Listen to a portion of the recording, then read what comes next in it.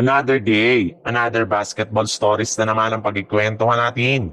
At ngayon nga, yung balitang tuloy pa rin nga daw ang trade ni Domantas Sabonis sa Los Angeles Lakers. At ang balitang bagong superstar ngayon ng Golden State Warriors.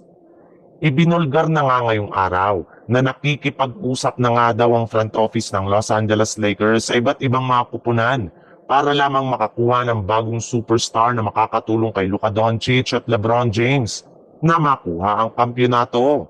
At isa nga sa mga kinausap nila dito ay ang prangkisa ng Sacramento Kings para lamang makuha ang matagal na nilang target na big man na si Domantas Sabonis sa pamamagitan ng isang trade. Alam naman nga po ninyo na isa ang king sa mga magiging sellers sa trade market sa dami ng mga players na ipapamigay nila dito. At isa nga sa mga plano nilang tanggalin ay si Sabonis na sawa na rin naman nga sa paulit-ulit na pagbagsak ng team sa standing. Sa ngayon nga ay nagkaroon na ang ilang mga negosasyon ng Lakers at Kings patungkol sa trade ni Sabonis.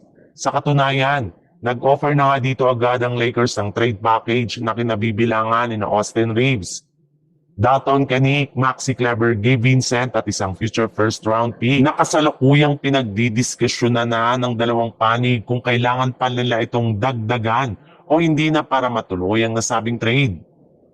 Sa ibang balita naman, palala nga ng palala ang sitwasyon ngayon ng Warriors dahil ilang araw na lang naman nga ang nakakalipas mula na magtamo ng season-ending injury si Jimmy Butler.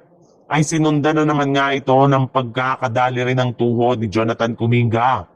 Kaya hindi na nga nakakabigla bakit masyadong nanghihina ngayon ang lineup ng Warriors sa pagkatalo nila sa kanilang last 2 game laban sa mga team ng Toronto Raptors at Dallas Mavericks.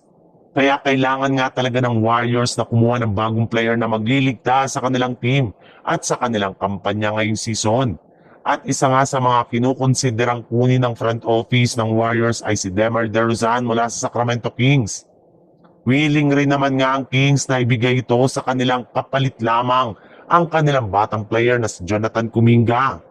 Sa madaling salita, hawak na nga ng Warriors ang desisyon kung kukunin nila ito sa trade market o hindi.